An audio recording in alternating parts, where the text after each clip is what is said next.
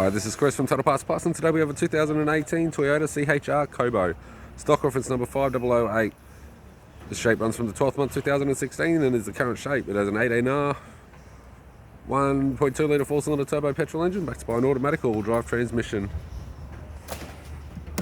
8NR 1.2 litre 4-cylinder turbo petrol engine.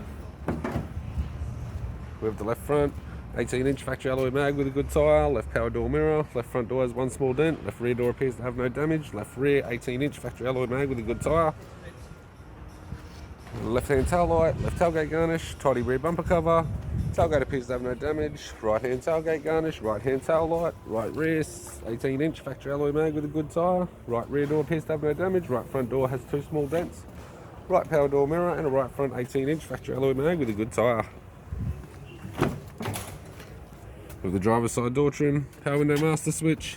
This vehicle is fitted with black leather interior, automatic console, automatic gear shifter, heated controls, factory sat nav unit, interior mirror, courtesy lamp, left hand sun visor, right hand sun visor, instrument cluster, and a tidy 3-spoke leather steering wheel with cruise audio and phone buttons.